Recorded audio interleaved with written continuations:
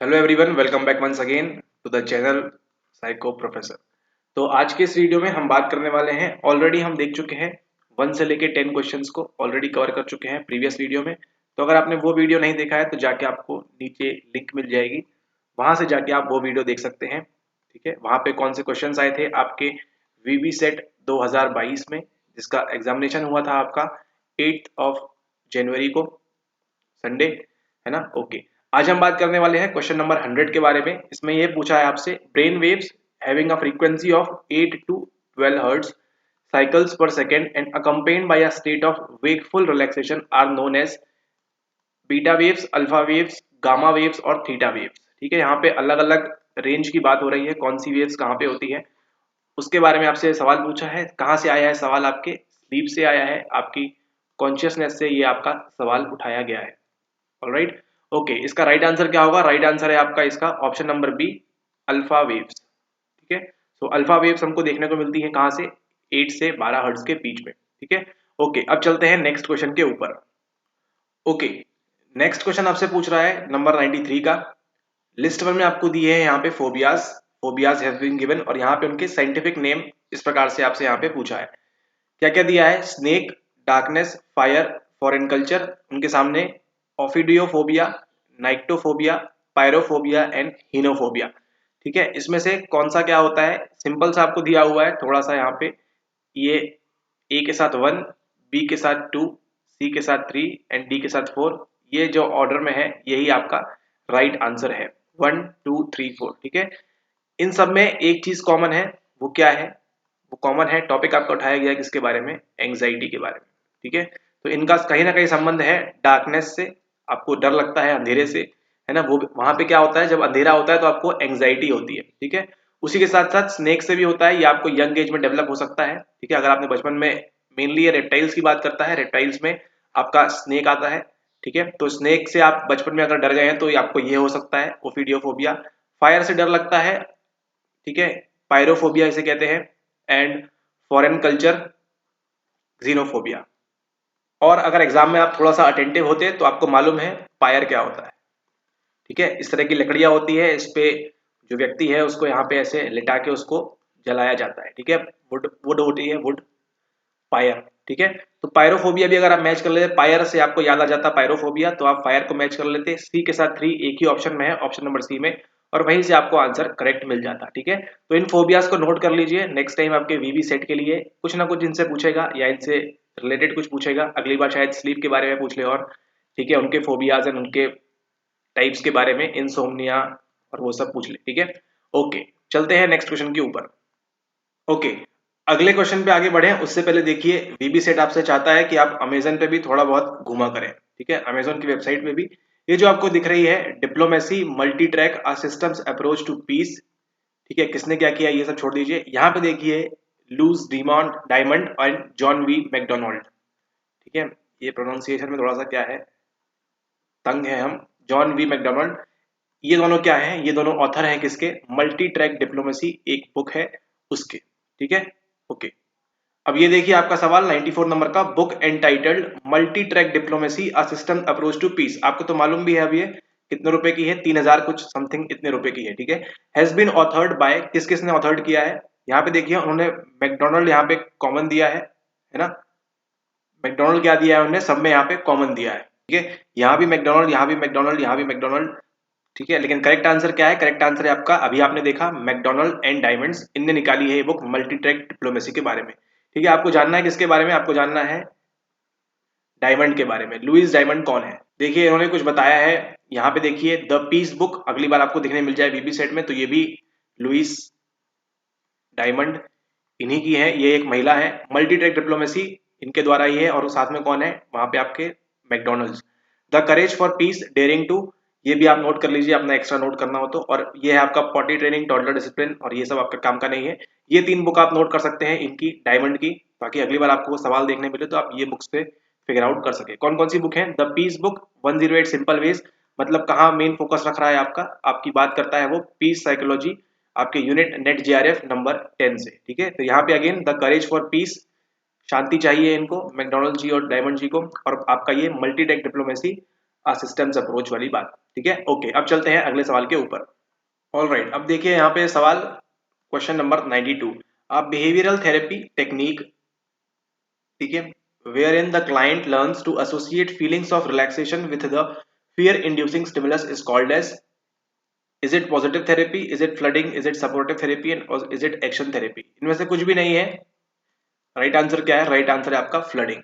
ठीक है, फ्लडिंग में क्या होता है, एक प्रकार से आपका जिस प्रकार से सिस्टमेटिक डिसेंसिटाइजेशन होता है उसी प्रकार से आपको स्टिमुलस फियर आपका जो है ना उसको कम करने के लिए, ठीक है, फीलिंग्स कैसी होती है, ये किस पे बेस होती है आपकी, रिस्पोंडेंट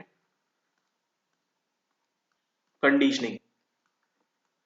राइट, ठीक है, तो इसमें क्या किया जाता है, आप यहाँ पे बैठे हैं, आप क्लाइंट हैं, ठीक है, आपको किसी चीज से डर लगता है, ठीक है, फियर इंड्यूसिंग स्टिमुलस है, उससे आपको धीरे धीरे करके उसको पास लाया जाता है जिस प्रकार से हम करते हैं सिस्टमेटिक डिसेंसिटाइजेशन में। ठीक है, उसी प्रकार से राइट आंसर है इसका ऑप्शन नंबर बी, यानी कि फ्लडिंग। फिर बात करते हैं नेक्स्ट, यहाँ पे क्या पूछ रहा है क्वेश्चन नंबर 91 में। क्वेश्चन नंबर 91 में आपसे बोल रहा है रॉजर्स, कौन रॉजर्स है ये है आपका कार्ल रॉजर्स, ह्यूमैनिटी वाला।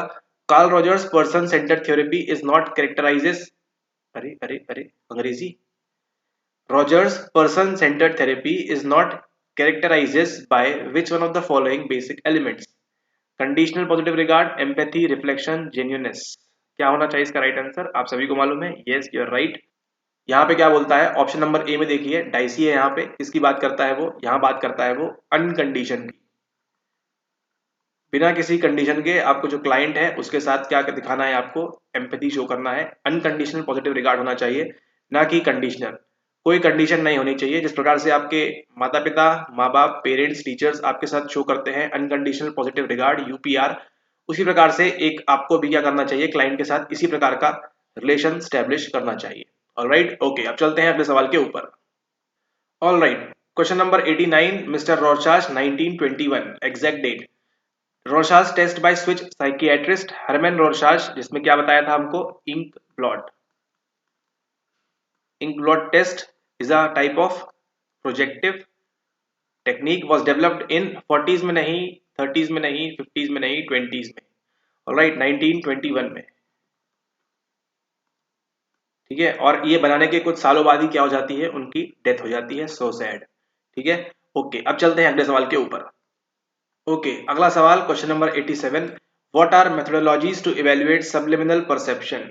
ठीक है, सबसे पहले ये मालूम होना चाहिए कि ये होता क्या है। राइट आंसर की बात करें, राइट आंसर है आपका option number D, both A and B. ठीक है, तो इसमें हम इवैल्यूएट करने के लिए सबलिमिनल कंडीशनिंग भी करेंगे and subliminal stimulations and behaviour, इन दोनों की हमको जरूरत होगी। तो राइट आंसर होता है आपका option number D, both A and B.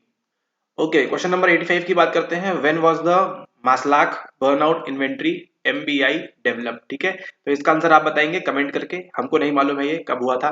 ठीक है, आप बताएंगे इसका आंसर, मास्लाक बर्नआउट इन्वेंटरी कब डेवलप किया गया था। क्या देखिए क्या पूछ रहा है, डेवलप, ध्यान दीजिएगा, 1990s में, 1980s में, 1920s में और 1950s में। ठीक है, राइट आंसर जो भी है इसका आप कमेंट करेंगे। Okay, next question, mister Freud की एंट्री होती है यहाँ पे, Which one of the following is an important element of motivated forgetting? जानबूझ के आप चाह रहे हैं किसी चीज को भूलना, मोटिवेटेड फॉरगेटिंग की बात कर रहा है यहाँ पे आपसे। इजी सा आंसर है इसका ऑप्शन नंबर बी, रिप्रेशन। ठीक है, रिप्रेस्ड मेमोरीज, रिप्रेशन की बात यहाँ पे हो रही है, ना ही डिस्प्लेसमेंट है, ना ही इंटरफेरेंस, अरे अरे अरे, और ना ही ये फिजियोलॉजिकल प्रोसेस है। इंटरफेरेंस कैसे दे दिया ऑप्शन में। ओके, अब देखिए क्वेश्चन नंबर 80 की बात करते हैं, Which set of processes is involved in storing of information in long term memory? LTM में मेमोरी को स्टोर करने के लिए इनमें से कौन सी प्रोसेसेस होती है। अच्छा क्वेश्चन है, सिंपल सा आंसर है इसका ऑप्शन नंबर 1, 2 एंड 3। ठीक है, इसके अंदर क्या करते हैं हम, सॉरी यहाँ पे 1 2 3 4 ऐसा होगा। ठीक है, तो बी और सी क्या है इसका राइट आंसर है। ठीक है, मॉनिटरिंग की बात क्यों करेंगे हम एलटीएम में, बताइए आप कोई भी जानकारी को, कोई भी इंफॉर्मेशन को एलटीएम में स्टोर करने के लिए आप मॉनिटर क्यों करेंगे, क्या चीज मॉनिटर करेंगे आप। यहाँ ना अटेंशन की बात हो रही है, ना यहाँ रिटेंशन की बात हो रही है, ना ही यहाँ ऑब्जर्वेशन की बात हो रही है, कुछ भी नहीं हो रहा है, तो एलटीएम में मॉनिटरिंग तो हट गया आपका। ठीक है, और जैसे ही आप मॉनिटरिंग हटा देते हैं, डी 1 2 3 4, जैसे ही आपने क्या कर दिया, 4 को एलिमिनेट कर दिया है, तो 4 एलिमिनेट हो गया, 4 एलिमिनेट हो गया, 4 एलिमिनेट हो गया, राइट आंसर तक आप पहुंच चुके हैं। आपको देखने की जरूरत भी नहीं कि चंकिंग होती है नहीं, चंकिंग होती है लेकिन किसमें करते हैं हम, वो चंकिंग करते हैं हम हमारे एसटीएम में, शॉर्ट टर्म मेमोरी में। ठीक है, लॉन्ग टर्म पोटेंशिएशन मेमोरी को और मजबूत बनाते हैं एंड सेम आपके कंसोलिडेशन के थ्रू भी। ऑलराइट, ओके, अब चलते हैं अगले सवाल के ऊपर। ओके, नाउ अब आपके वीवी सेट का ध्यान गया थोड़ा सा इंटेलिजेंस की तरफ। अभी वो ट्रॉमा फोबिया उनसे बाहर आके उसने क्या पूछा, अब आपसे आपसे पूछ रहा है वो इंटेलिजेंस के बारे में, ठीक है।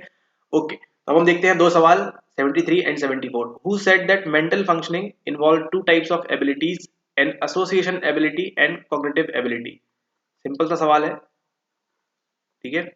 क्या पूछ रहा है, एसोसिएशन एबिलिटी की बात करता है और यहाँ पे कॉग्निटिव एबिलिटी की बात करता है। कौन सा ऐसा थ्योरी है, कौन सा ऐसा सिद्धांत है, उसकी बात कर। टिश्नर क्यों बात करेगा, टिश्नर क्यों बात करेगा इसके बारे में। वाटसन जी क्यों बात करेंगे कॉग्निशन की, वो तो उनको क्या मतलब है, बिहेवियर से मतलब है।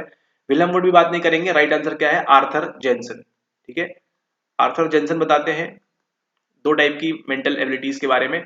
एक होती है एसोसिएशन वाली, उसके अंदर आपका क्या होता है, आपका rote learning and memory Spain की बात करते हैं वहां पे, ठीक है। तो एक होती है कॉग्निटिव वाली जिसे वो बोलते हैं, और एक होती है आपकी एसोसिएशन वाली। मिस्टर ए आर जेनसन इसका राइट आंसर होगा। ऑलराइट, ओके, अब देखते हैं अगला सवाल। यहाँ बात कर रहे हैं कंटेक्चुअल इंटेलिजेंस की। Is given by whom. इसका सिंपल सा आंसर है ग्रीनबर्ग, गार्डनर, स्टर्नबर्ग और वीनर। इसका राइट आंसर क्या है, राइट आंसर है आपका इसका स्टर्नबर्ग। सभी जानते हैं स्टर्नबर्ग ने बताया है इंटेलिजेंस के बारे में कौन सी theory, try archaic theory.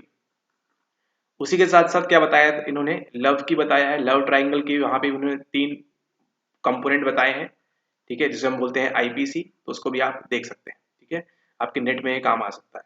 Alright, तो राइट आंसर है इसका option number C, Sternberg. Okay, thank you everyone, thank you very much, क्या है, ठीक है। Thanks for watching the video. अच्छा लगा तो सब्सक्राइब कर दीजिए एंड लाइक कर दीजिए वीडियो को।